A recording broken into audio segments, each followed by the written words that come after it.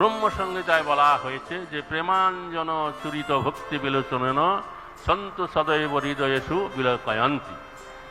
অর্থাৎ সেই যে পরমেশ্বর ভগবান তিনি হচ্ছেন অপাকৃত।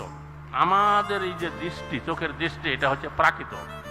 চৈতন্য চরিতামৃত গ্রন্থে বলা আছে যে অপাকৃত বস্তু নহে প্রাকৃত বস্তু, প্রাকৃত গোচর।